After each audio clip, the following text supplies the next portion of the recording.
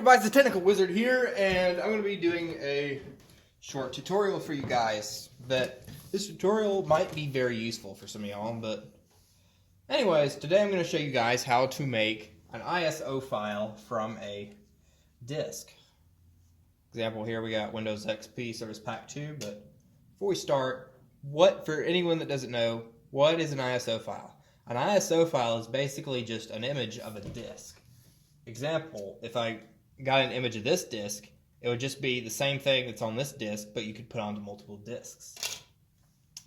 But before we start this, I just want to say I don't condone software pirating. The only reason I make ISOs of these disks is so that I won't have to use the original ones and risk getting them scratched up and crap. So we're going to be doing this on a Mac today. So you're going to go ahead and open Disk Utilities.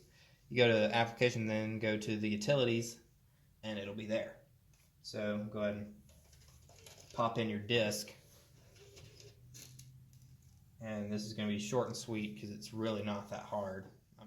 Okay, so here we have the disk drive. You want to go ahead and click on the CD. Here you have the ISO. Now you're going to want to go up to File, then go to New Image, and go to Image From and Disk Name, VRMSPEN. And you're gonna don't change the name or anything, but if you're doing this for a Windows installation disk, example this one, you want to go ahead and go to the format and click CD DVD Master, leave the encryption as none, and hit save. And it's going to go ahead and make the disk into an ISO file. Also, if I did not mention this, this is going to require patience because it does take a while.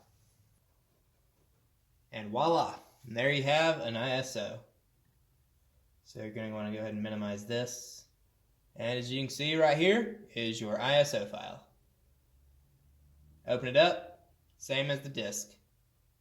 So hopefully this is helpful to some of y'all that have Macs. If not, if y'all want me to do another one with Windows, then let me know and I will see if I can find the software if it doesn't already have it.